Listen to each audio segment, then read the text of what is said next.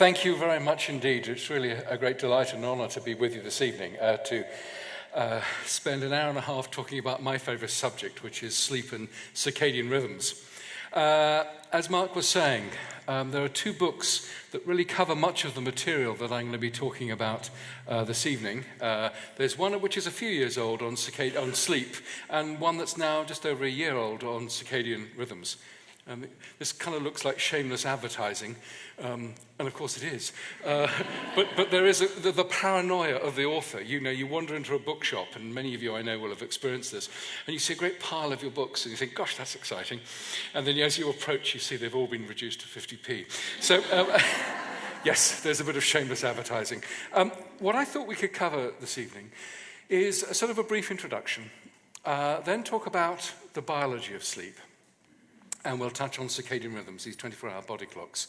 Then the importance of light, which is often overlooked and is something that we have spent quite a bit of time studying. Then we get into the more sort of, I suppose, applied areas, which is sleep and circadian rhythm disruption. What are the consequences that we may experience if we don't get enough sleep or we have disrupted sleep? Then the special case of teenagers. What is their problem? And I think we've all have some idea.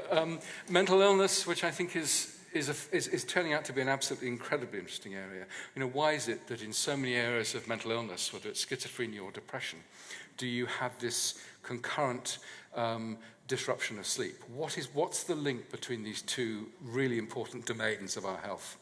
And then to finish on, well, what can we do as a society? What should an employer? What is an employer's responsibility to his shift workers, for example? And then with a few slides right at the end, then what can we do as individuals to recognize whether we're not getting enough sleep, and then perhaps one or two things that we can change in our environment. So that's the structure.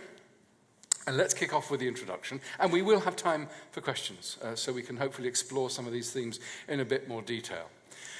So these 24-hour body clocks, or these circadian clocks, these 24-hour clocks, and sleep processes have captured the popular imagination. I mean, it's extraordinary. Over the past, I suppose, 10 years that I've been banging on about this, it's transformed. And whilst it's terrific, sometimes it isn't always helpful, and I thought I'd show you a nice example of this. So you can look in the various red tops and see lots of discussion of sleep. But this was a recent example. And this was from the Daily Mirror. And I was quite comfortable with this. Time to set your body clock. This is great. It would reach lots of people. And I worked quite closely with Beth Gibbon, and was very comfortable with natural rhythms rule our bodies and dictate the best times for a range of activities. And here's our countdown. Fantastic. I have to say I was less comfortable with 10 a.m., have a bikini wax. or an injection or a visit to the dentist. Basically anything with the ouch factor. Pain intensity is at its lowest between 8 and 8, says Professor Russell Waslow. It's not entirely clear why, but it's probably because pain receptors aren't as alert as they are. What the hell does that mean, as they are later? I promise you I didn't say that. And I certainly didn't say 6:30 p.m. heralds the start of 2.5 hours of sex and booze. So, sensitive to the time, if you're feeling a little frisky, then you know what's going on. Okay. What all this nonsense is alluding to, though, is some truly awesome, extraordinary biology. And let's just start from first principles, which, of course, is we sit on this glorious blue sphere, which rotates, and it, of course, means that we have a night-dark cycle. And this is so obvious, it's almost not worth talking about, but it really is important, because it's more than just the day-night cycle. Our environment is radically different across the day-night cycle. So, for example, there are huge and obvious changes in light and dark, and how our sensory systems have to adapt to those big changes. There's big changes in temperature. There's, in the natural world, huge changes in your risk of being eaten by something else. And if you think about the states of sleep and activity, During activity, we're consuming food and we're fueling our activity. But whilst we sleep, we're not taking in calories. So we have to mobilize those calories to allow us to live and metabolize through the sleep phase. So our biology, our metabolism is utterly different in the rest-wake states. Our social interactions, so much of our behavior is guided by our social interactions. And of course, they're profoundly different across the day-night cycle. As I mentioned, sensory systems are very different, and indeed one's exposure to infections. If you're wandering through an environment where you're going to encounter other individuals and pathogens, then you're much more likely to get an infection at some times of the day than the other. And in fact, we see a big change in the immune system. And so what our biology has done is essentially adapt to these varying demands of this environment. So here we see a range of 24-hour circadian rhythms. And in each case, we've got a 24-hour time base along here, and then a change on this axis. And the grey area represents roughly when we're asleep. And we can take one example, which is body temperature. And you see that body temperature is relatively high, but look, it drops in anticipation of sleep, and it rises in anticipation of activity. So there's some elements of energy conservation there, but you've got this internal change. And that's true for core body temperature, but for every other parameter you care to measure, whether it's blood pressure, whether it's our levels of alertness, and we'll look at these two in a bit more detail in a moment. Growth hormone is almost exclusively released at night whilst we're asleep. And it's not just for growth, but it's for tissue repair. So a lot of the rebuilding of cellular damage during the day is occurring whilst we sleep at night. And if you don't get sleep, you produce very low levels of growth hormone. Cortisol rises in anticipation of activity, so that once we're awake, we can get out there and function in the new environment. And of course, the biggie, the most obvious of these 24-hour patterns is our sleep-wake. And that's what we're going to concentrate on this evening. And the point I'd like to make is what the circadian system, this body clock system, is doing is fine-tuning physiology and behavior to the varied yet profoundly predictable demands of the 24-hour day. We're constantly adapting, tweaking to this varied environment. Let's have a look at some of the impact of this change in blood pressure and this change in alertness. This is not trivial. So if we're lucky, you have sort of a 130/70 blood pressure. But what's so very striking is that incredibly sharp rise that is partly clock-driven and partly activity-driven. But essentially here, you get this clock is saying, right, I'm going to increase blood pressure so I can get oxygen and food to all of those different organs for activity.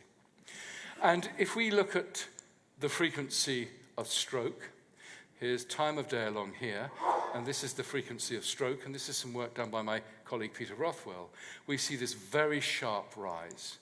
And that very sharp rise is between 6 a.m. and 12 noon. And there's basically a 50% greater chance of having a stroke, an ischemic stroke, between 6 a.m. and 12 noon than any other time of the day. In fact, this is one of the most dangerous windows for health generally. This window is roughly when most people die of a variety of different things. So it's worth bearing in mind. So when tomorrow you look at your wristwatch and it's past 12, you can say, wow, I've survived at least theoretically the most dangerous part of the day. But what these data, of course, suggest are two things. Firstly, when should we take our stroke medication? Most of us will take it sort of here, which is the most dangerous phase, when actually we need to take it here before that sharp rise in blood pressure. And at the moment, we're not very good at giving drugs which are actually coinciding with when we need them most. And there's some very interesting research in this area. But also, what about our healthcare services? Knowing that the population is going to have a 50% greater chance of a stroke at that time of day, what can our ambulance crews and our hospital crews do to optimize medical interventions to try and mitigate some of those problems? And this is a good example of where time of day could have a big effect upon both medication and our healthcare services. And we can talk about that in the context of cancer and a whole range of other things. The other one that I just wanted to illustrate to you is the change in cognitive performance driven by the body clock.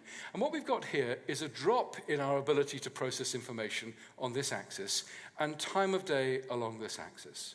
And so essentially throughout much of the day, we're okay. There can be a bit of a dip in the afternoon, and that can be more pronounced in some people than others. But after around about 10 o'clock, there's a very rapid decline in our ability to process information. Then the clock, after about 4 to 6 a.m., kicks in and starts to get our cognition up again in anticipation of waking up and moving around our environment. Well, what you see here is a dotted line. And the significance of that dotted line is this is the level of impairment you get when you're legally drunk. So I think it's a 0.085 alcohol in the blood.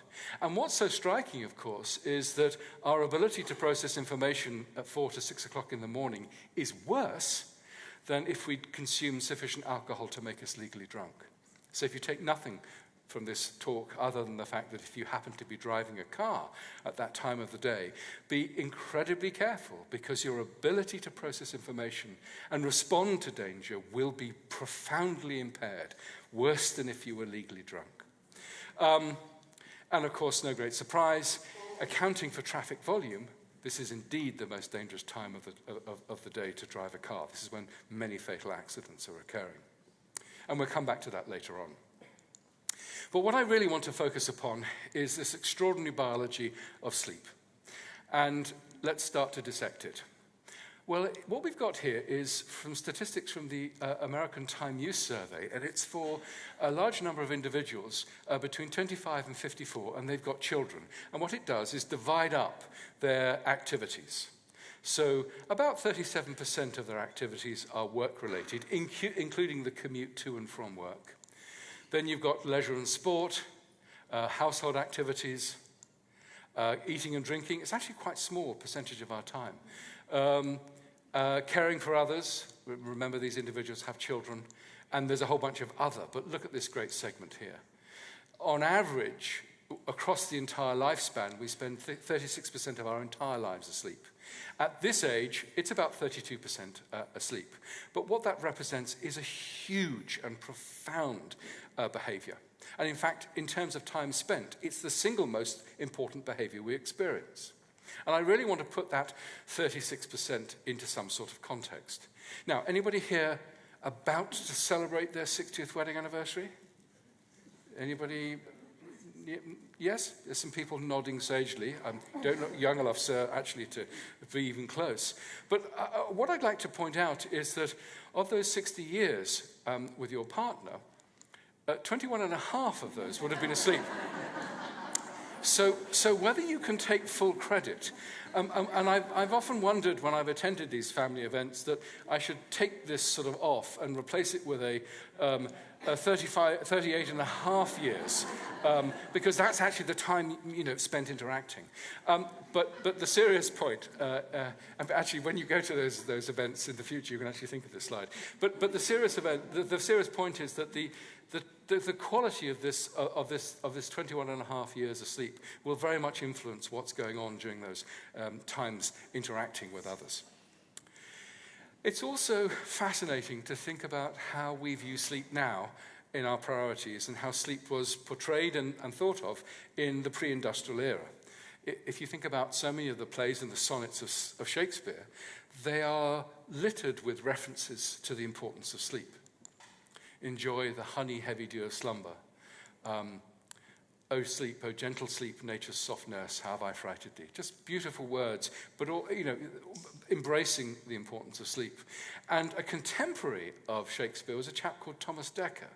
And I think this is extraordinary because way back here in the 1500s, he was saying sleep is the golden chain that ties our health and our bodies together. They got it right 400 or 500 years ago, and we seem to have forgotten the importance of sleep. And part of that has been driven by this extraordinary genius which is Thomas Edison. Edison didn't invent the electric light bulb, but he commercialized it. He made it viable. And with this extraordinary ability to shed light into a dark world. And we were able to invade the night for the first time, cheaply and safely. And from the sort of early 20th century, when electric lighting became more and more important, we marginalized sleep. Sleep was the first victim. And it's fascinating. Edison's view of sleep was as follows. Sleep is a criminal waste of time and a heritage from our cave days. And I think that view dominated up until still recently, or the 80s. People used to come into the office and say, I've done another all-nighter. And people used to slap them on the back and say, well done. And what I hope to convince you of, you should send them straight home, because you don't want people who are sleep-deprived in the workspace. Okay, so let's look at this criminal waste of time and some of the biology of sleep. And the first thing I want to sort of stress is, what are the critical processes occurring in the brain? Sleep has been so often viewed as this turning off, this downtime, when nothing important is happening. And I just want to change your view on this with just a few experiments. So here we have illustrated the sleep-wake cycle. And 3 critical processes going on whilst we sleep are the development and the laying down of memories, the processing of information, and indeed the way we view the world can be very much influenced by our state of sleep, or our state of sleep deprivation. And let me give you 2 experimental bits of data. Information processing, and I love this study. This is by Jan Born's lab, and it was published now some time ago. And what he developed was a problem-solving task, and the details are unimportant. But he introduced it to one group in the morning, and then they performed it in the afternoon, and 20% of the group got the task. They solved the problem. The next group was introduced to the task in the morning, but then they performed it the following afternoon, but they were given no sleep. They were kept up all night. And you see that 20% solved the problem. Nicely controlling for fatigue. It wasn't just that these people were tired here, because they performed no worse than those people who just performed it in the afternoon. So it wasn't fatigue. The next group, which is of course the exciting one, introduced in the morning, they then performed it the following afternoon, but with sleep. And 60% got the task. And this is highly significant, and it makes the point that sleep promotes the ability to come up with novel solutions to complex problems. And we are, as a society, so dependent on our ability to solve problems these days, and yet we marginalize the most important cognitive enhancer we've got, which, of course, is sleep. Another really, I think, very interesting experiment was from Sickold's group, Walter Sickold. And he had a normal group, normally had normal sleep, and then another group who had been deprived of sleep one night. And what he asked them to do was to remember words with a different emotional content. So positive words were joy, happiness, love. Negative words, hate, war, murder. And neutral words, which I actually went back to the paper because I couldn't remember what a neutral word was, but it's apparently things like cotton. I'm sure if you come from Lancashire, cotton isn't a neutral word, but anyway. So what happens when you lump all of these words together? Well, you see that the individuals who had one night of no sleep, there was a massive reduction in their ability to remember the words generally. But now let's divide it up on the basis of their emotional content, if you like. Neutral words, there was certainly a trend. They were less effective at remembering those words, but it wasn't actually significant. Negative words, it was even less effective, a trend, but it wasn't significant. And this is the data that I find extraordinary, is that the failure to remember positive words, love, joy, happiness, is massively attenuated compared to the negative words and the neutral words. So the salience, the amount of attention you give to negative stuff, is much, much greater when you're tired than when you're fully rested. So tired people have a negative focus, and we kind of would have predicted that, but now there's the beautiful data to show it. In addition to sort of the brain processing information, there's a whole range of other things going on. The clearance of toxins and waste products has been a very interesting new area. And for example, there's increasingly strong evidence that one of these misfolded proteins, beta amyloid, which has been associated with the build-up within the brain and perhaps a causative agent in Alzheimer's and dementia, is much higher in individuals who are sleep disrupted and sleep deprived. I think one has to have some caution. I don't think that bad sleep will cause dementia, but if you're genetically predisposed and you've had a long history of sleep disruption, it could certainly nudge you further down that pathway. But certainly really important stuff going on whilst we sleep. And we could also say the brain regulating growth and repair, the replacing of energy reserves, and the rebuilding of all those metabolic pathways. So the point I kind of want to make in this first bit of the talk is that so much is going on within the brain, and so perhaps it's not so surprising that we spend so much time asleep. And that should also, I suppose, tell us that this is very complicated. And what we now know is that the regulation of the sleep-wake cycle involves multiple brain structures, the hindbrain, the hypothalamus, the midbrain, and of course the whole of the cortex. It's masses of brain structures. And furthermore, it's all of the key signaling pathways that are used by the brain. So the use of noradrenaline, dopamine, glutamate, all of that stuff, histamine, which is one of those key neurotransmitters that keep you awake, all of these are involved in the sleep-wake cycle, and we'll come back to this later on. The point I want to make is that sleep is a global brain event. It encompasses much of the brain's biology. Now, in addition to all of that sort of neural circuitry, there are key regulators and drivers of the sleep-wake cycle. The first in our society is social timing. It's being forced out of bed by an alarm clock. There aren't that many really young people in the audience, but sorry, that was very bad. There are many young faces that I can see. Oh, God, there are very many young faces. So who was woken up by an alarm clock this morning? Wow, that's a lot. Yeah, we'll come back to you a lot later. Very bad. But clearly, the impact of an alarm clock can have a big distorting effect upon sleep duration and the whole sleep-wake cycle. Then there's a biological driver, and it's called the homeostatic drive, and it's the intuitive part about sleep, which is the longer you've been awake, the greater the build-up of sleep pressure, the greater the need for sleep. And the other biological driver, back again to our biological clock, this master clock, the circadian rhythms, which are essentially telling us now is the appropriate time to be awake, now is the appropriate time to be asleep. And it will also communicate with multiple clocks throughout the body to, again, align our biology to the light-dark cycle, and indeed the sleep-wake cycle. But to understand where sleep can go wrong, we have to understand the interaction, particularly of these two biological processes. So let's look at these in a bit more detail. So here we have wake, and here we have sleep, and we're just looking at the homeostatic drive, and here's an increase in sleepiness along this axis. So during wake, from the moment you wake, the sleep pressure rises, and from the moment you sleep, sleep pressure dissipates. And that interacts with the biological clock. Oh yes, and I need that to remind me. One of the processes that is building up here is a substance called adenosine. And what coffee, or caffeine in coffee does, is block the brain's receptors to detect adenosine. So a cup of coffee, or caffeine, makes you feel more awake because it's actually blocked the brain's perception of the build-up of this sleepiness drive. So that's why coffee does make you feel more awake. Now, this sleepiness drive interacts with the biological clock. And so from the moment we wake in the morning, the clock is saying, yep, you should be awake. But you see the sleepiness drive rises rapidly, but we don't fall asleep, usually, because the clock is keeping pace.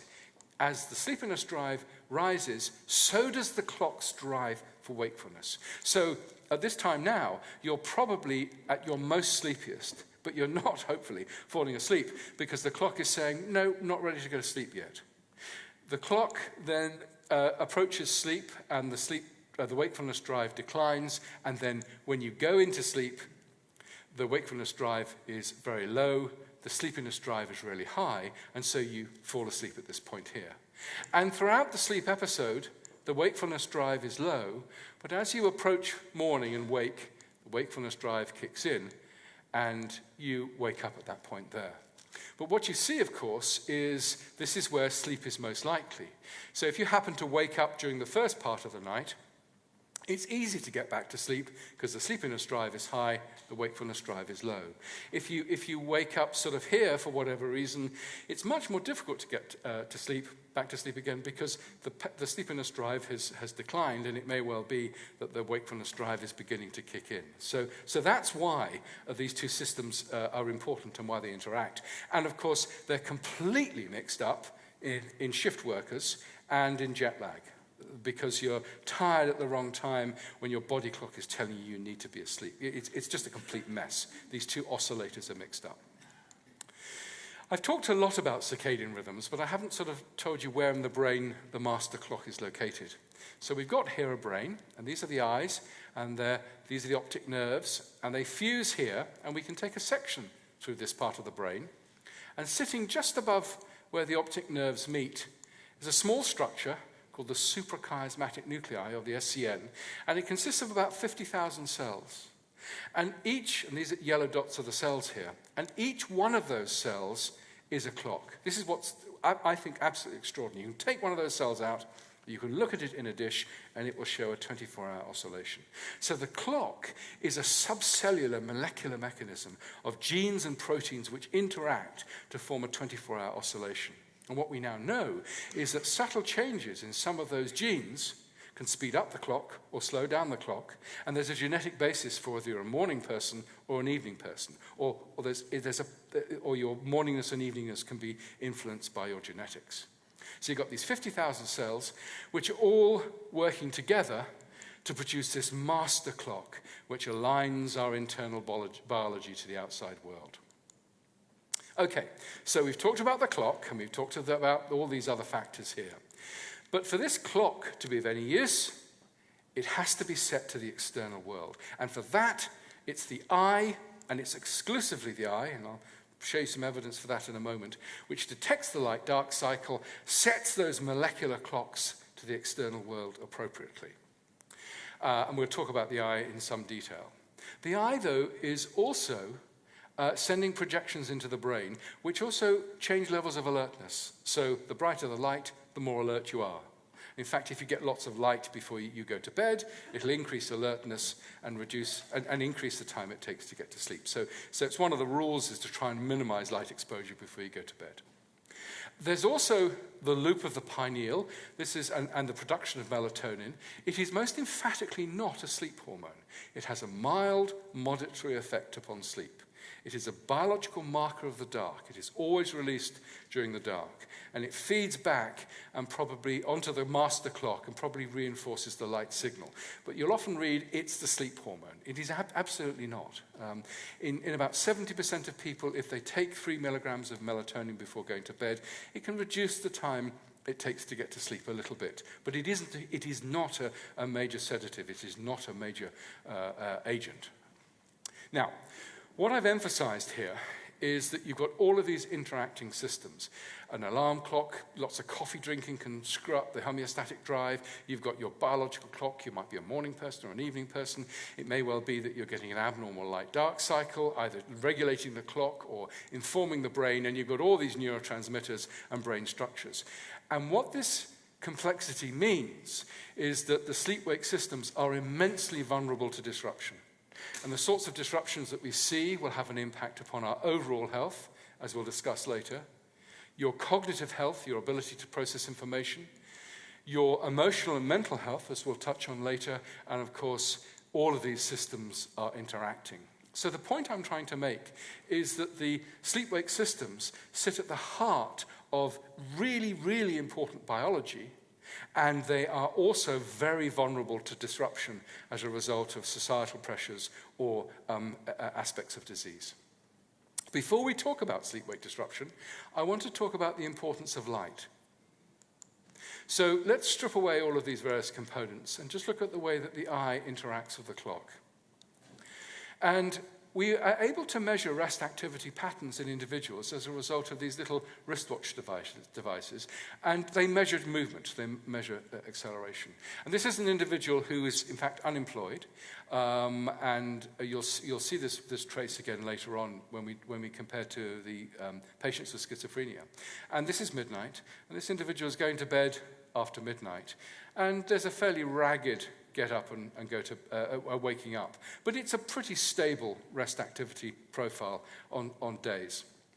And you can see sleep onset and wake here nicely. Let's compare that with an individual who's tragically lost their eyes. They have no eyes, and you see that the clock is ticking, but it's drifting through time. And we've got lots of records. We're doing a lot of work with individuals. In fact, we're working with the big charity, Blind Veterans. So it's definitely the eye that's regulating the clock. But we asked the question a few years ago now, is how does the eye do it? And this is sort of the textbook picture of the eye, and you know that light goes through the lens and hits the retina, and you have this layered structure of cells as illustrated here. And so light is coming from this direction, and we'll first of all talk about work in mice, then humans.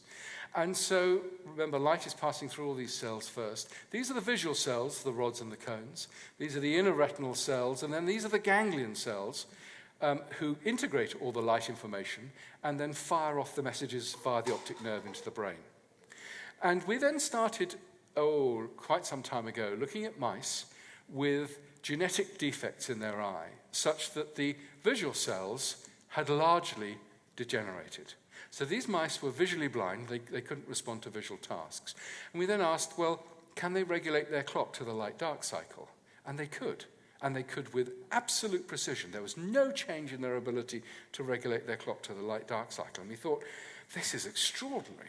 And I was quite young when we first got these data. And we said, well, maybe there's another receptor system within the eye. And I remember presenting this at a meeting, big meeting in the States. And it was a similar sized audience to this. And I said, well, maybe there's another receptor in the eye that we haven't discovered yet.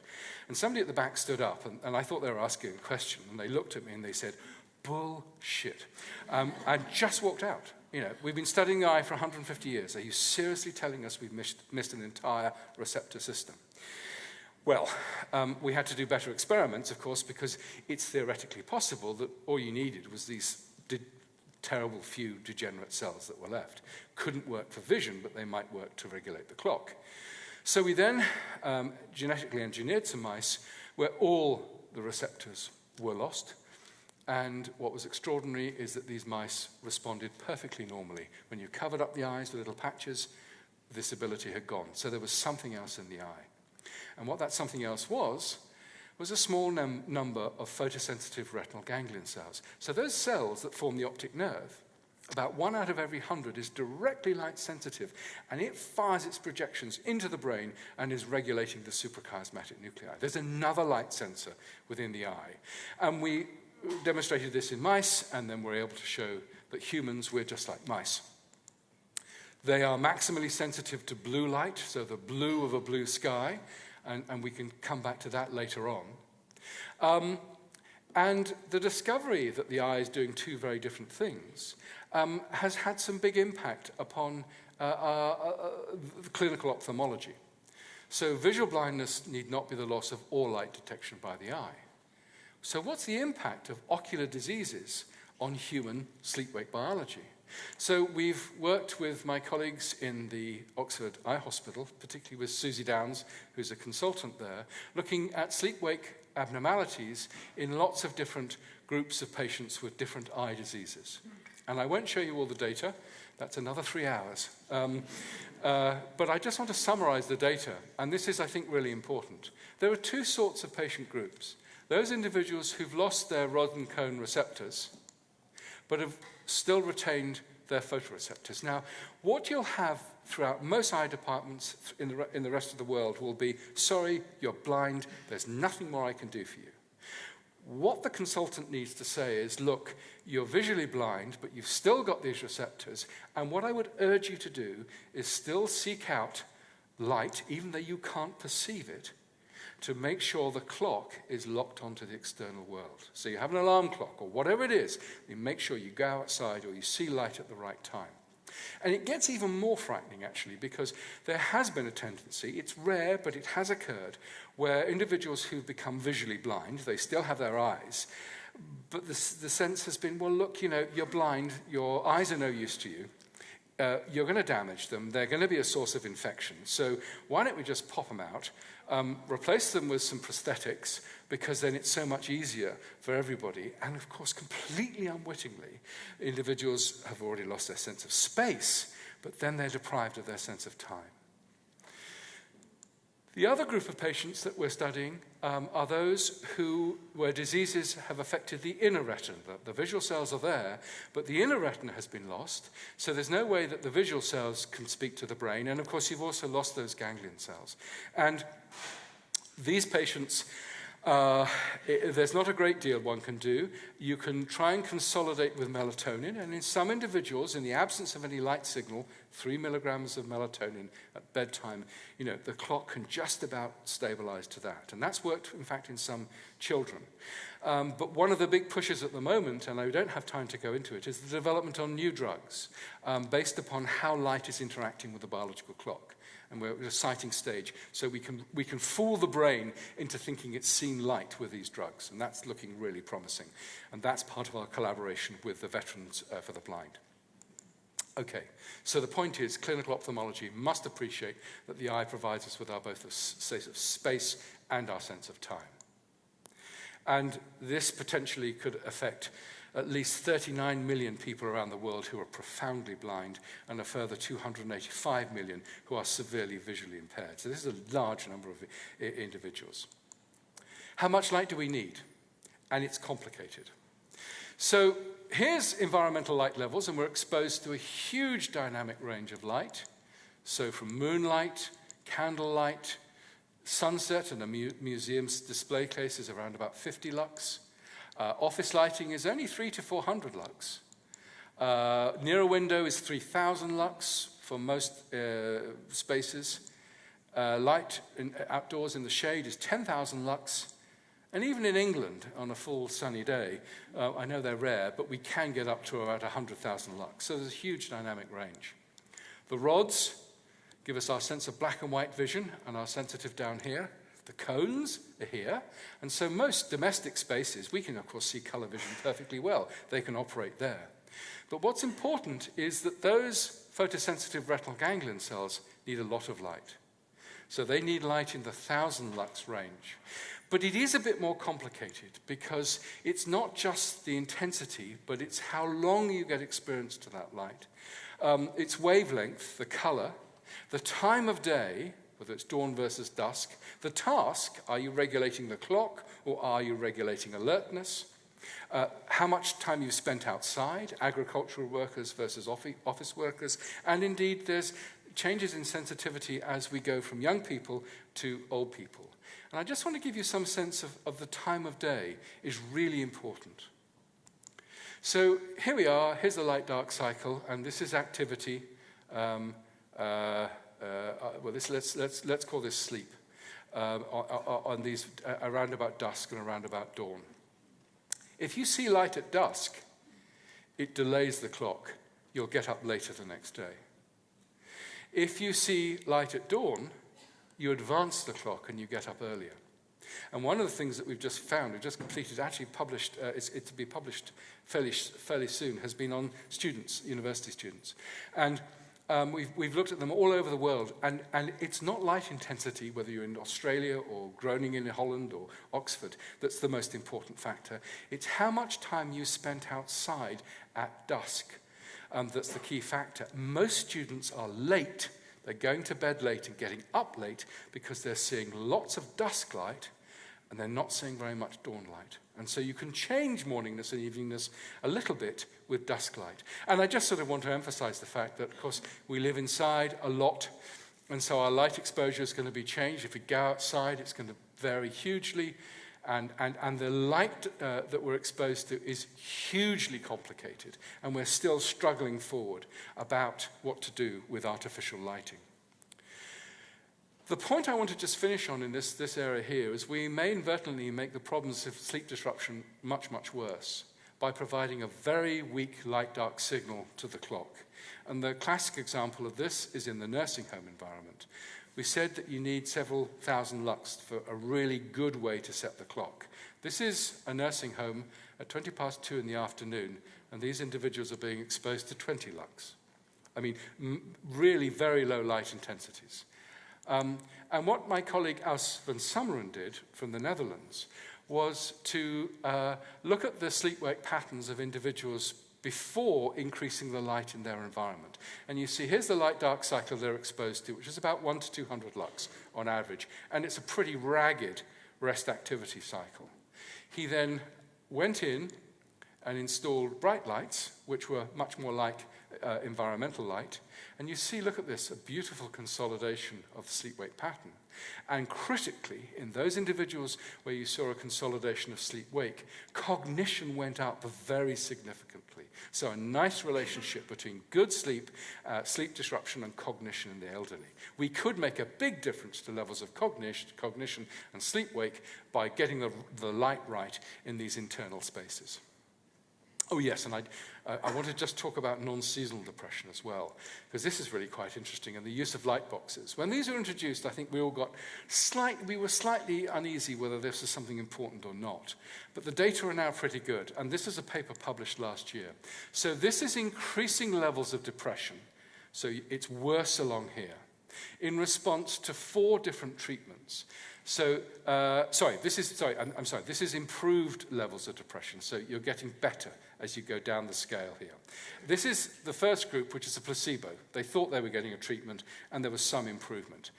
This is really interesting because this is fluoxetine, which is one of the key antidepressants, and it was only statistically significant after about 6 to 8 weeks. But this is light. This was 10,000 lux, 30 minutes, early in the morning, and you see it was much more effective than drugs at improving levels of depression. And what's also fascinating is that if you added the fluoxetine, the drug, with light, you got an additive effect. So there's something going on which we don't fully understand about the importance of light in depression. We'll come back to mental illness later.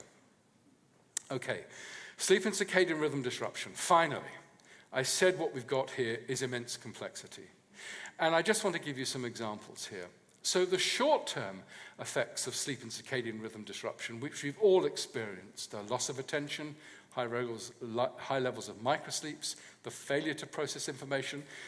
This is really important. Increased impulsivity. I can make the red light. Actually, you can't. Loss of empathy, the failure to pick up the social signals in others. A negative focus, which we've already discussed. Memory impairment and increased mistakes. And it's really important to be aware that the tired brain is so tired, it can't perceive how tired it is. So it's really good at fooling itself it's okay, but actually in reality it's not. And then, of course, as we've also discussed, reduced cognition and creativity. The longer-term health problems that you see in long-term night shift workers is immune suppression. And it's this immune suppression that might be the basis for increased levels of infection and cancer. Some good data from night shift nurses from Denmark showing high rates of colorectal cancer and breast cancer. Increased cardiovascular disease, the risk of diabetes 2, metabolic problems, and increased stimulant and sedative use, and we'll touch on this. This can actually kick in with short-term influences as well. And then finally, if you're sort of in the mental illness vulnerability domain, there's sleep disruption can exacerbate mood instability, anxiety, paranoia, hallucinations, and indeed the symptoms of bipolar and schizophrenia. And we'll look at that in a little bit more detail now. In the USA, 100,000 crashes every year are related to sleepiness, people falling to sleep on the wheel. Very tragic case, and these are those microsleeps. Very tragic case of the 2010 Air India Express. This is a chronically tired pilot. He was landing, and he just fell asleep, and the plane crashed. How do we know he fell asleep? Because you could hear him snoring in the voice recorder in the cockpit. This is a lovely example of the activity of the rested versus the tired brain. So this is fMRI, and basically where the brain is lighting up during mathematical tasks, performing mathematical tasks. In the fully rested state, after sleep deprivation, that's the level of activity. It's a beautiful illustration of how the brain is affected. And the problem is that tired brains then do this. They're woken up by the alarm clock, and then they fuel the waking day with stimulants. Caffeine, as we discussed, incredibly effective. The problem with caffeine is that it can stay in the body for very long periods of time. Nicotine, if you're a really naughty, tired brain, is a very effective stimulant. The problem is you're fueling the waking day with stimulants, and then there's a tendency to use sedatives, either sleeping tablets or alcohol. But the key thing about this is that they are sedatives. They do not provide a biological mimic for sleep. Short-term use of sedatives can be quite useful in readjusting a sleep-wake cycle, but sustained use of sedatives to get you off to sleep can actually impair things like memory consolidation and the processing of information. So you wake from the alarm clock after a sedative-induced night, you need more stimulants and you need more sedatives. And we tend to think of this as being the pattern of many in the adult world, but what's so chilling is that it's increasingly the pattern of young children. I can tell you during the question time of some experiences in this, but you can buy Red Bull in schools. In many schools, they're selling Red Bull and other caffeinated tablets. Kids are buying over-the-counter the antihistamines that can get through the blood-brain barrier, like Phenergan. Has anybody here had Phenergan? You don't have to tell me. But I mean, I don't know how you found it, but it wiped me out. I mean, they can be very effective, and it's extraordinary. You can just buy them over the counter. And of course, you're stealing parental alcohol. Appetite can be profoundly affected by sleep. So under normal circumstances, the stomach releases the neurohormone ghrelin, goes to the brain, and it makes you feel hungry, and it makes you crave carbohydrates. That's normally checked because the gut is producing the satiation hormone leptin, which is getting to the brain and making you feel full, and therefore these two, and actually this is a good example, this is me actually before and after giving up chocolate hobnobs. I don't think there's any need to be quite so cruel in your laughter, but there we go. Anyway, the problem with sleep deprivation is that it hugely distorts this axis. And again, I can talk about some of the studies that have been done later. But tired people produce a lot more ghrelin, and they're predisposed to eat more carbohydrate specifically.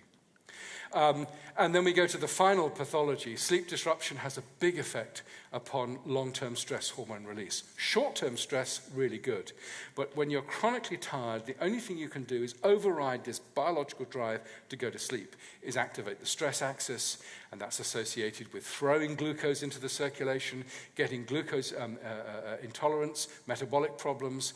Of course, you're increasing blood pressure, you're increasing heart rate, and so you see all of this stuff that goes on in response to long-term activation of stress. And all of these pathologies are absolutely characteristic of long-term night shift workers.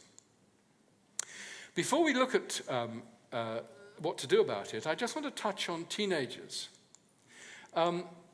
Delayed chronotype, this body clock type, and shortened sleep is a common feature in teenagers and young adults. And it's a really serious issue. This is the sort of pattern of a good sleeper, whatever we term that to be. Here's the day-night, and this is the period of sleep. And we see that this person is going to bed a bit later, over the weekend, but they're fairly stable, and they're getting up a bit later on Saturday and Sunday morning. But what you typically see in many teenagers, not all, but many, is a pattern like this. They're going to bed really late. The alarm clock, of course, is driving them out of bed in the morning, so they're having significantly shortened sleep. They're massively oversleeping at the weekends. And then what you also find is that when they get home from school, they're having a nap. And what that nap is doing is pushing back the sleep pressure, meaning it's going to be more difficult to get to sleep at night. So there's a really interesting set of interactions here. Does it matter? Well, I think it does. This is a very interesting study of the delayed chronotype, the delayed biology of teenagers versus actually their teachers. I don't know if there's any teachers in the audience, so I might be treading on thin ice here. But this is essentially cognitive tasks that were performed mid-morning versus mid-afternoon in teenagers, and they showed about a 10% increase. Their teachers went in the opposite direction. They started fine, and so they bounced into the classroom all ready to do the demanding things, but by the middle of the afternoon, they were falling asleep and the kids were bouncing off the walls. So there's actually, there is an issue here. This is some data that this is unpublished and we collected recently. And this shows, this is a measure of sleep efficiency. And I won't bore you with the details, but this is on weekdays. The average is 85. The normal is about 85, and the average is about 85. So if you just looked at the average, you'd say, well, actually, there's no real problem here, either on weekdays or indeed at the weekends. But the key thing to appreciate is that this huge spread, about 35%, up to, in some cases, 40% of these kids are getting really poor sleep. And so what we've done recently is just have an educational intervention. What we've done is to teach the teachers how to teach the importance of sleep and well-being. And it was 8 half-hour sessions, which the teachers, we gave the teachers tutorials, dealt with the science of sleep, why is it important, what you can do to influence your sleep, behavioral changes to make your sleep better, and also issues associated with stress management. And the bottom line is, and we also produced a parental leaflet, so the parents would be more aware of the importance of sleep, and it covered things like how to make a sleep-friendly bedroom. And what was exciting is that this is the pre-intervention, just education. And remember, it's a total of 4 hours delivered by the teachers. And if you have a score below 16, then you have essentially a diagnosis of clinical insomnia. And these are the kids who were poor sleepers. After the education, they actually moved out of that range on average. So it does show that it is extraordinary that 36% of our biology is sleep biology, and we're not arming our kids with any knowledge about how to optimize their sleep and tell them about some of the consequences of poor sleep. And I think there's a huge opportunity here whereby we can go into the schools and at least blunt some of the effects that we're seeing. And this is highly significant.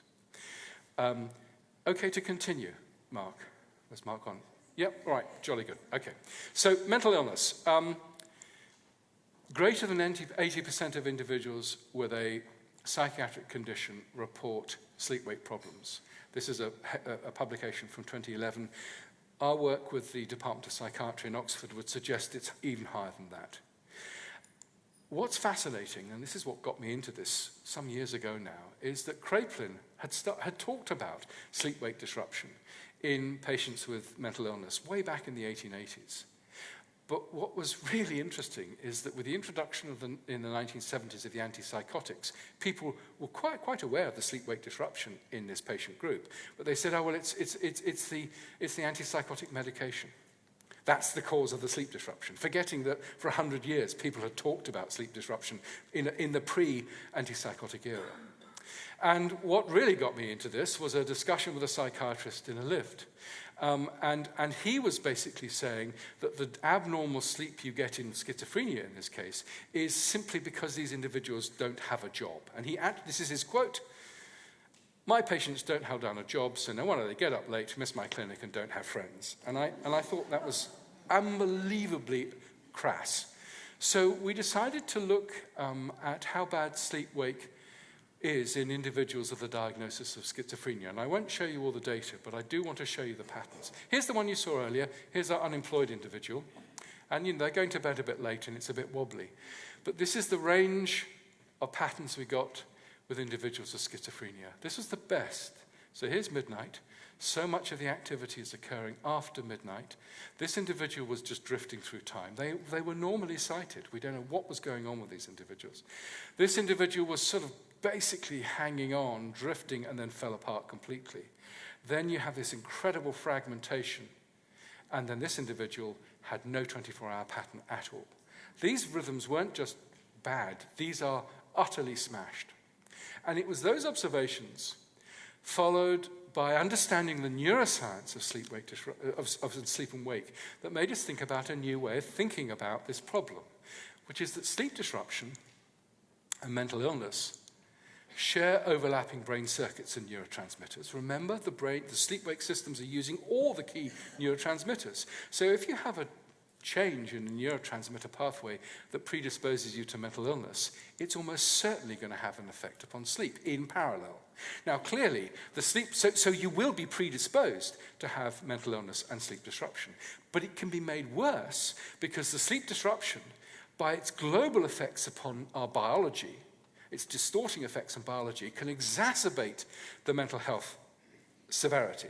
And of course, the mental health condition can exacerbate the sleep problems. But this is all terribly easy to test. So, we made a set of predictions.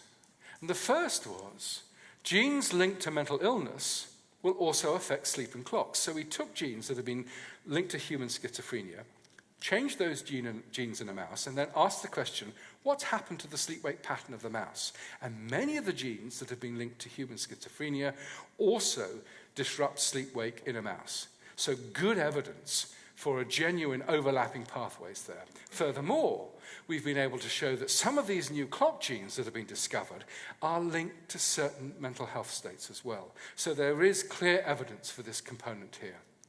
And furthermore, if the mental illness isn't simply causing the sleep disruption and there is an overlap, then we might see sleep disruption before any clinical diagnosis of a mental illness.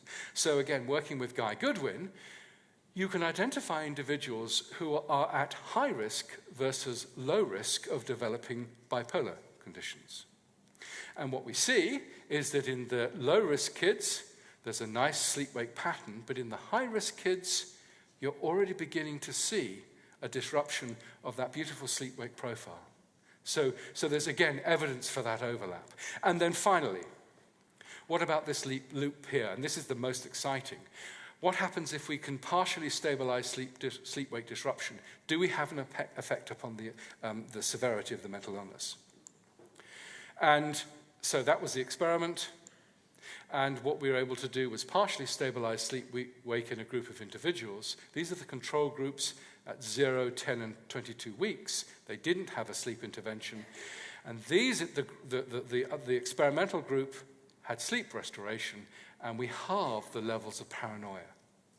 And that also had the same effect upon hallucinatory experiences. So yes, indeed, we can think of sleep as a potential therapeutic target to reduce some of the severity of the symptoms for psychiatric disease. It's early days, but I think there's enormous hope there.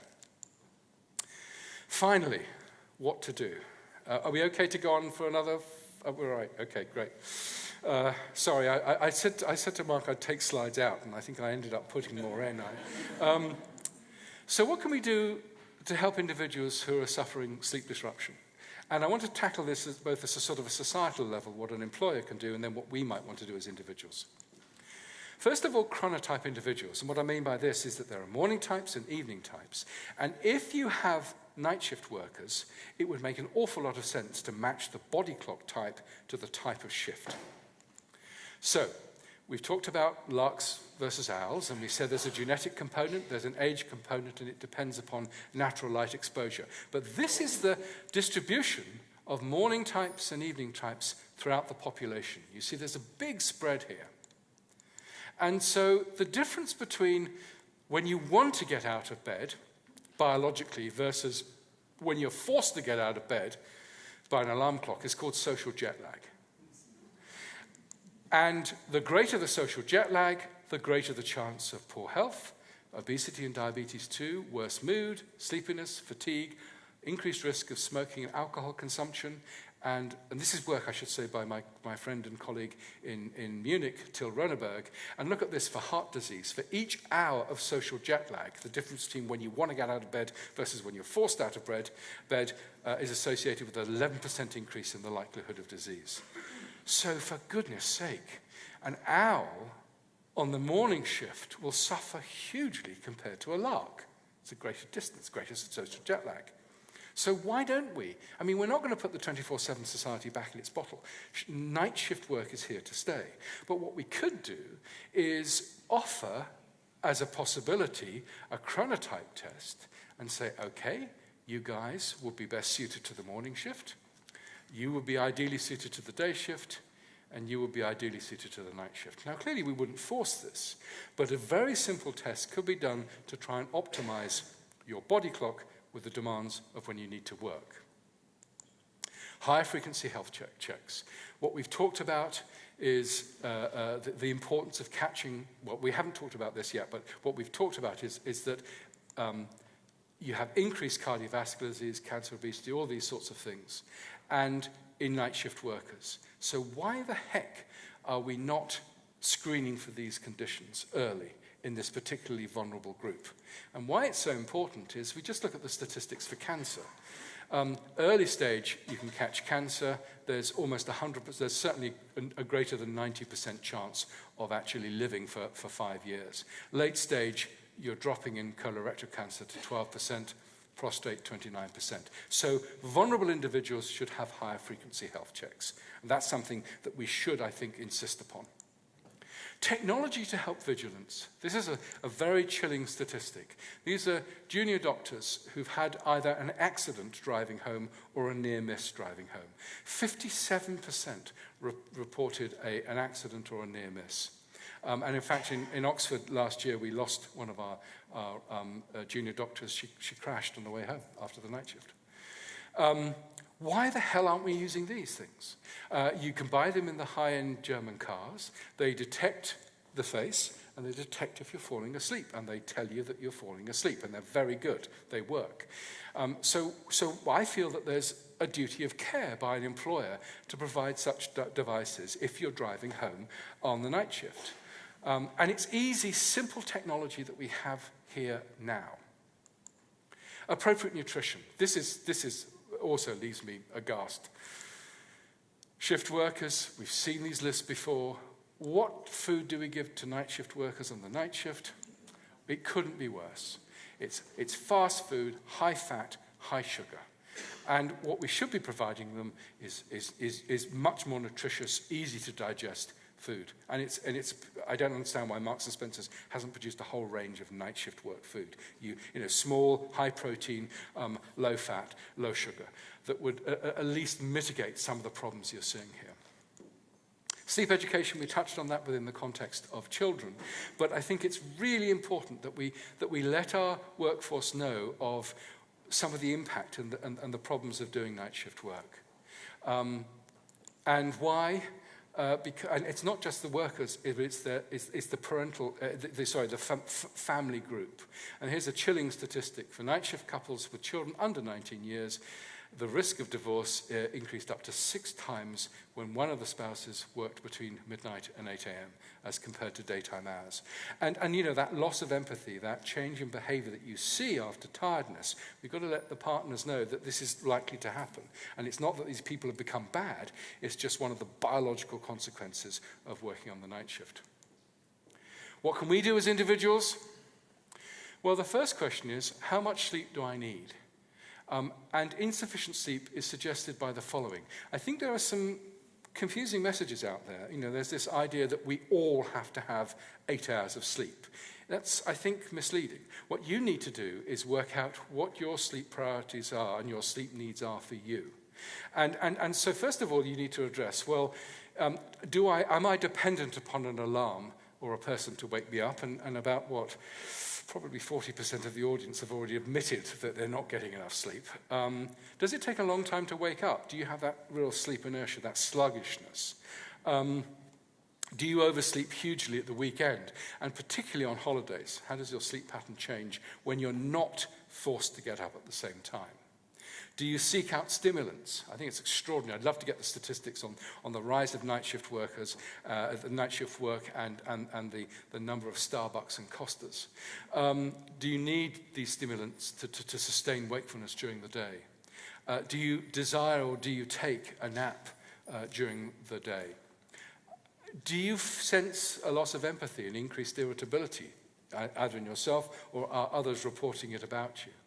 Increased impulsivity and risk-taking. This is really characteristic. You know, as I said, jumping that red light or just doing stupid, unreflective things. Mood swings, again, noted by you or others.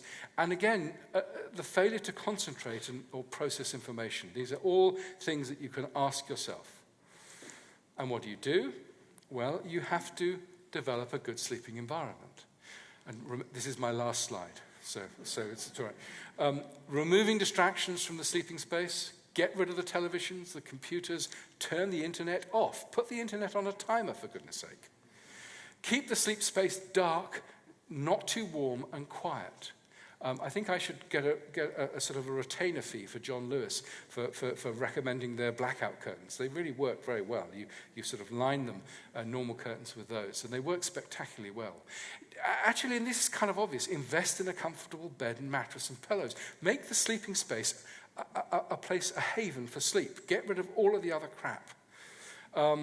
Try to maintain a consistent bedtime and wake time. Don't oversleep at weekends. Go to bed early if you can on a work day. Adopt a regular routine that you find particularly relaxing, such as reading or listening to music prior to sleep. And if you cannot cope with your bed partner snoring, and I had a slide like this once before, and it said, if you cannot cope with your bed partner snoring, find an alternative. And there was a space, and everybody said, an alternative partner. It wasn't. That was the reverse. It was find an alternative sleep space. This does not reflect upon your relationship. And then the penultimate bit of information, limiting stimulation before you go to bed. Minimize light exposure 30 minutes before the desired bedtime and keep the lights low in the sleeping space. I think it's extraordinary. What's the last thing that most of us do before we go to bed? We stand in the most brightly lit room in the house, looking into an illuminated mirror, cleaning our teeth.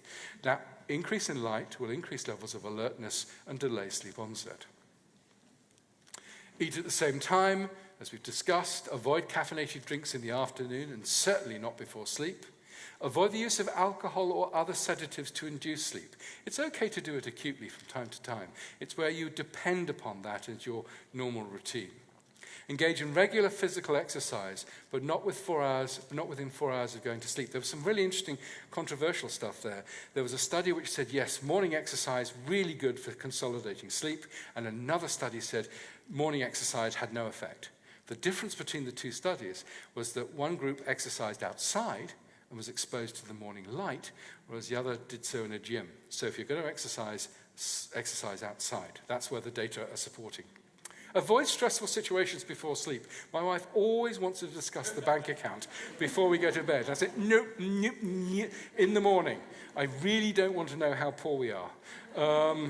And then avoid napping. We may want to explore this, as we talked about, long naps, delay sleep onset at night. It's a real problem with teenagers. A 20-minute nap is okay, but really be careful you don't slide into that longer and longer naps, later and later bedtimes.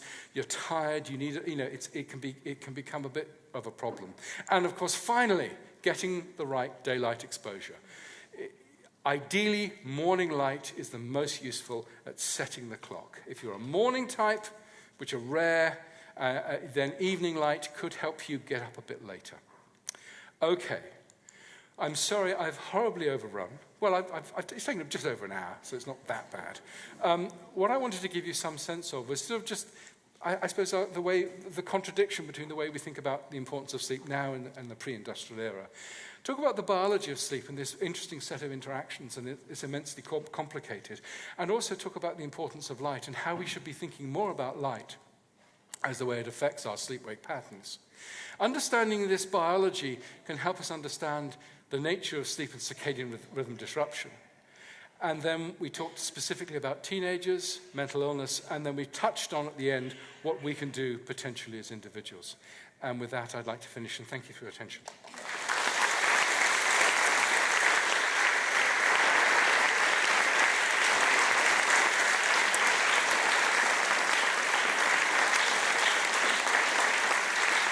There he is. I couldn't see him.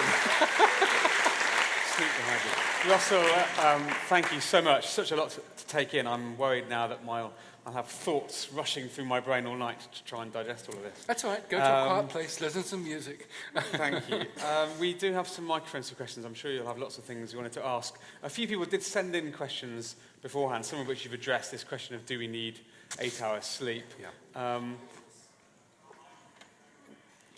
Specifically, obviously, lots of us do struggle with sleep from time to time. And of course, this is great, really good advice on sleep hygiene and practical things we can do. But when we get into that situation where we really are struggling to sleep. And I know this can become a self-fulfilling prophecy. Yes. You're worried about sleeping. It's not just about have you turned the light off, but actually you're feeling anxious about sleep. First of all, is there any advice for that more insomniac-style way of being? But also, one of the questions that came in was, we know that taking long-term sedatives or sleep medication isn't necessarily helpful, but what about things like antihistamines? Can they be helpful for short-term? What are your views on that? Well, it's very interesting because, in fact, I was talking to one of my colleagues who's a head of a department in Oxford, and he was describing that his sleep had just completely fallen apart. And he said he had fantastic sleep, and then he had a whole bunch of grant stuff, and it started falling apart. And that was telling me is that it's not the sleep that's the problem, it's the stress management. And so there are really important ways in which mindfulness, for example, and other stress management techniques can actually alleviate some of the key problems that we think are sleep problems. They're not sleep problems, they're stress management problems, and they knock on and have an effect. So, and a lot of individuals go to their GP and they say, I've got a sleep problem, and the response is, well, here's some sedatives. And I think, yes, short-term sedative use can be useful, but it's where it becomes the way you're sedating yourself every night. I think we've all, including myself, taken the antihistamine because, after jet lag or something like that. But be really careful. It doesn't become a habit. And also be aware of what you're doing the next day. Phenergan, the gentleman down here. I had read about Phenergan, and so I thought, well, I'll give it a go, as you do. And so it took him on a Friday night, and I seriously was wiped out for the next half of the next day. And I'm very sensitive, therefore, to these antihistamines. And if I'd have had to drive a car or operate machinery or do something cognitive, it would have been extremely foolish to have done that. And so, think of the context. So, yes, the occasional correction, and some people use it for jet lag, but be intensely careful about what you do. It also amazes me that so many people on long-haul aircrafts sedate themselves with alcohol. They get off in Florida or wherever, and then they hire a car, and they're drunk. And again, there's an interesting duty of care. Should the steward or stewardess say, "Can I just check you're not driving when we land?" And then I'm happy to give you. We don't do this type of thing. But on that subject of airlines, one of the other questions that came in was back to your idea of shift work, in particular about cabin crew. Yeah. And it's really difficult in certain patterns, as you said, you just are constantly disrupted. You talked about the employer's duty of care, but what about an individual that has really no choice but to work in a disruptive pattern? Is there anything they can do that really helps? I think this is the key issue, because for economic reasons, for many women, they do night shift nursing because it's the only way to have a career and maintain a family. So, it's getting the kids off to bed, they go on the night shift, they get back, then they get the kids off to school. And it's no good saying you shouldn't do night shift work. It's an unfortunate and economic consequence. But knowing that you're more vulnerable to cancer, metabolic abnormalities, they should be screened, and you should look for them. And getting the appropriate nutrition, being really careful about what you eat and when you eat it. So this is the sort of stuff that I think we should be introducing. And what you also find is that some people are much better at it than others, and that's because of their chronotype. So again, I think there's things we can do. It's not going to take it away, but it will blunt some of the severity of the issues. Thank you. Now, can I see a show of hands who'd like to ask Professor Foster a question? So let's start with the gentleman down here. Russell. Russell, thanks, Fiona. And then, can I see, let's go to this gentleman over here afterwards. Thank you. Thank you. You mentioned sleep duration and the myth of 8 hours. Yeah. It seems to me, reading a lot of the research, that in fact 8 hours does seem to be physically optimal and cognitively optimal. So the question, is how much sleep is good, and how do you get it? Okay. I think that's really important, but what I've become slightly uneasy about is the mantra of 8 hours, because there is a huge amount of individual variation. And people can, so I gave a talk recently to Public Health England, and I had a healthcare worker who came up to me afterwards and said, I'm really worried. I'm doing all I possibly can to make sure all of my doctors are getting 8 hours of sleep, and we're not achieving it. And so there was this obsession with 8 hours, rather than saying, okay, right, how much do I need? And working out empirically and prioritizing for yourself about how much you need. Some people genuinely need 9. Other people can probably get away with about 6. It's unlikely you can get away comfortably with less than 6. And in fact, the National Sleep Foundation guidelines will say 8 hours, but some people will need up to 9.5, and some people can get away with 6. So I think what's sort of happened is that we've just latched onto 8, rather than, and as being the way we have to have 8, rather than this, as I say, saying how much do I need and what are my sleep requirements, and then prioritizing. I mean, it's really quite interesting.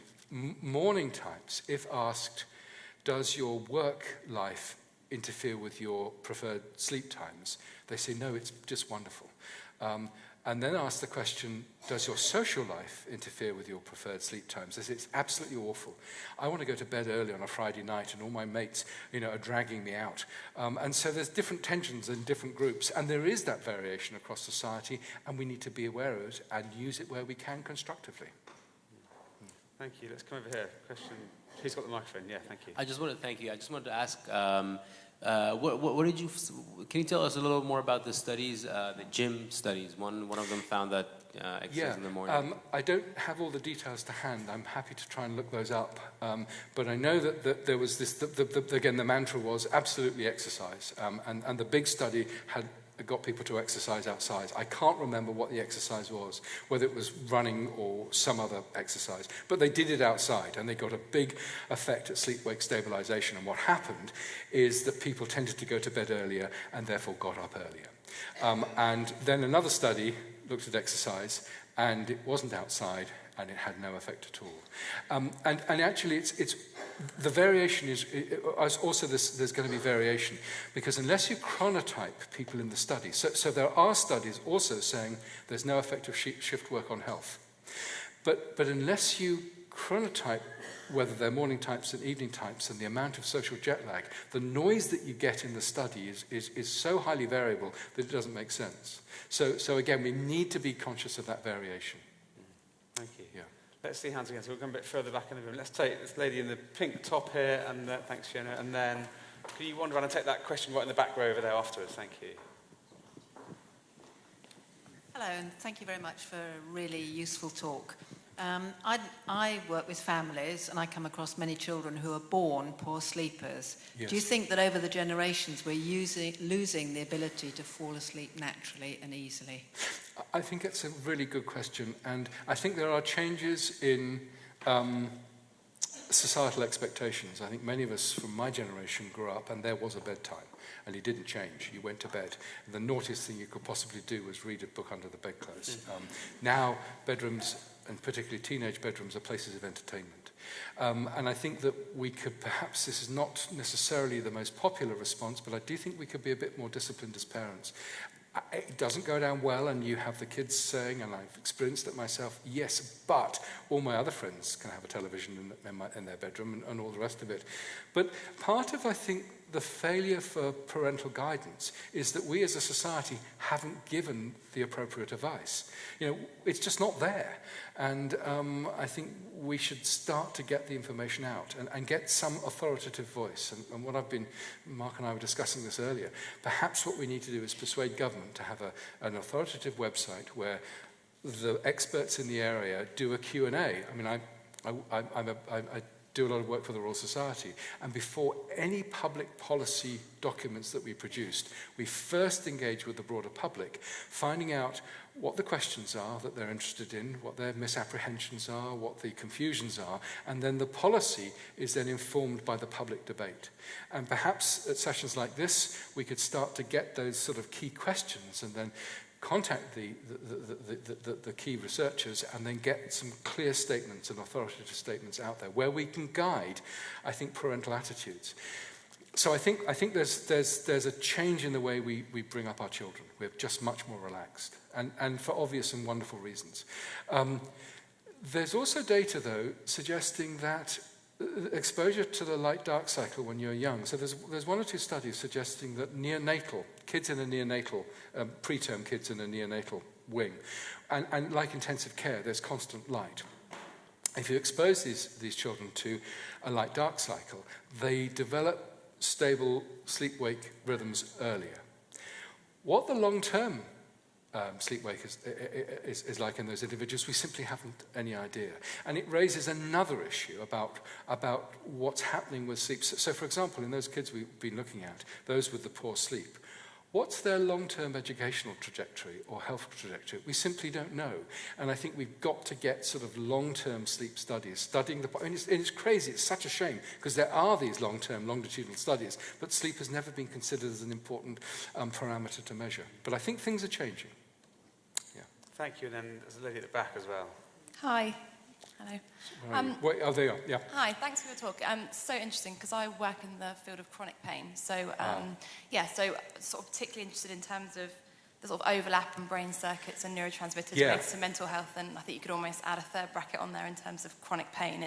Well, and of course, neurodegenerative disease. Yeah. I mean, I didn't touch on Alzheimer's, dementia, and where, in fact, a change in the pattern of sleep-wake precedes all of those conditions as well. Yeah. Yeah, it's so closely linked with people's pain flare-ups. It's always a massive thing, and I see it in such a lot of patients. And rightly so, it's being addressed more and more in sort of... So. And of course, the interesting there is that if you're sleep-deprived, you're changing the immune response, and of course, that'll change some of the inflammatory and therefore the pain responses. So again, you've got that incredible set of connections. Absolutely. And I suppose my question is, to sort of pull it back to clinical stuff, is if you're working with somebody to try and improve their sleep, how... Often the tendency, certainly from patients, is, I tried that, it's not working. How much time do we need to be investing in people to give them some time and space to actually start to make long-term changes? The short answer is we don't really know, because there are some programs that are coming online which are cognitive behavioral therapy. And so you can have cognitive behavioral therapy one-on-one with an appropriately qualified individual. And that's been shown to stabilize sleep-wake. Perhaps some of the interesting things coming on are the online versions of CBT. There's a program called Sleepio, which is one of my colleagues in Oxford has developed. And I was sort of talking to some friends and colleagues who have been using it, and they said, yeah, it's great, but you really have to stick with it. I think what we've got to do is get the message out there that you're not simply the slave of your sleep. There are behavioral things that you can do to make it better. And while I'm sort of on this sort of soapbox, we start to sort of talk about the apps that you could possibly use. Now, in theory, an app, whether it's an app iPhone or whether it's a Fitbit or whatever, could be really useful. As Mark and I were discussing earlier, if you want to lose weight, you change your behavior and you weigh yourself in the morning, you see a change in weight, and that acts as a positive reinforcement. So in that way, those devices could be really useful. But they are, in many cases, misleading. They report to give you a sense of how much deep sleep or slow wave sleep you've got, and they simply can't do it effectively. And so I think you can use them as a broad guideline, and you can use them and say, well, actually, I did get more sleep last night, but don't do anything more than sleep duration. People need to know that they have to stick at it, but they can take control. And one of the ways they can get some objective measures are these apps, but don't take the apps too seriously. Just use them when did I get up and when did I go to bed. I think that really feeds into this idea of 8 hours as well. So sometimes we see people and they've almost got themselves so worked up about the idea of having this 8 hours, the app's not right, and actually we're just trying to let them almost let go a little bit and try and relax into this, what is quite a natural. I kid you not, I met a young chap at a talk fairly recently, and he came up to me afterwards when people had sort of gone away, and he said, do you believe in slow wave sleep? And I said, yeah. He said, well, I'm not getting anything. Am I going to die? And this was as a result of this. And there's so much misinformation there. And we're so, as a society, poorly educated in this sector. We've got to empower people with this aspect of their behavior. Your reference of the apps, of course, also raises this other point about the always-on... Thank you for a great question. The always-on culture and the use of devices. And we had an event with Laura Willis here on use of devices and how they're sort of taking over our lives. And when it came to sleep, there was a very interesting point made. I mean, actually, let's do this now. How many of you here have a mobile phone that you charge in your bedroom at any point in time, honestly? Okay, that's kind of bonkers, isn't it? And when we asked, and I'm the same, when we asked people why that was, most of them said, well, it's my alarm clock, it's how I wake up. Yeah. And of course, actually, traditional alarm clocks still exist. And when I actually did make a shift to charging my phone outside of the bedroom had a huge impact on it. So I'm just wondering, are there any other little simple tips like that we can build in? Another one I was told, which I've tried and quite enjoyed, is set an alarm to go to bed as well as setting an alarm to wake up. That's a really good idea. Reminder nudge. So what are the other little simple nudges we can use like that? I think there's a whole winding down, minimizing light exposure, but doing something relaxing. I absolutely do not read scientific papers in bed. I read trashy, crime novels, light touch, Agatha Christie type stuff, because it's comforting and it's sort of, easy. And the room is dim, so it's just getting in the right space. There's no televisions, there's no computers. It's a haven for sleep. And actually, I know it's almost like crystal waving, and I'm sort of things like particular smells that you find relaxing. Fine, use lavender. If it works for you, use it. We don't know what the mechanism is, and it may be placebo, but if it works, then use it. That's important. Thank you. We've sort of hit our time. We say we'd like to wrap this up at 8:30. Are there any other final pressing questions that we desperately wanted to ask?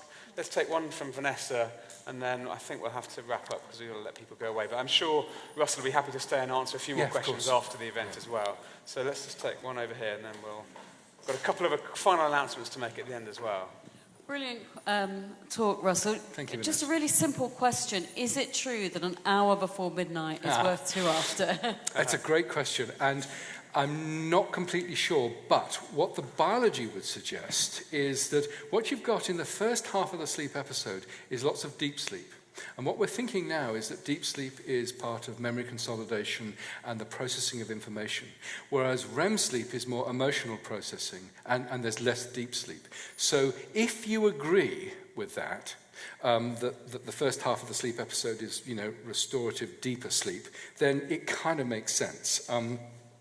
But there's very little good evidence for it. Yeah, so it sort of fits with the biology broadly, but we've got no really clear studies. Well, no, because what happens there is the biological clock is very much influencing the different sleep states. So what will happen is the clock will keep on ticking. You've missed the deep sleep window, and then you'll move out of that window. So you can get compensatory sleep the next day. So what people have done, which is very cruel, they've actually monitored people using EEG. They've waited till they get into deep sleep and then woken them up. Boy, if somebody did that to me, I'd bop them.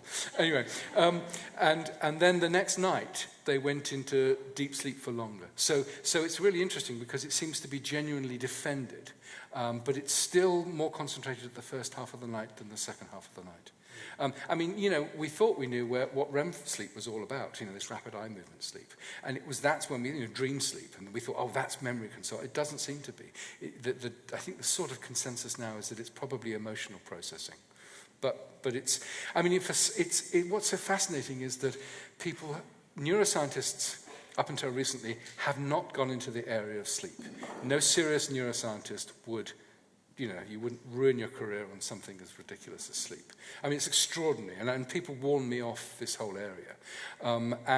But now we're getting some extraordinary neuroscientists coming in, and actually from other disciplines as well. So we're beginning to get those basic biological questions. One of the slightly frustrating things for me has been that we've studied sleep in the clinical realm with EEG for 50, 60 years. What's it actually taught us about the mechanisms of sleep? Well, bugger all. And so I think until we, but it's the emerging new biology that we sort of touched on this evening, I think is going to increase, and there's lots more people coming to the field. So some of the questions that many have asked, we'll have better data for it to answer. So we'll have to get you back in future years to share the latest 10 years' findings. time. I'm going to a couple of announcements, but before we do that, please join me in giving a very big thank you to Russell Foster. Thank you. Thank you very much.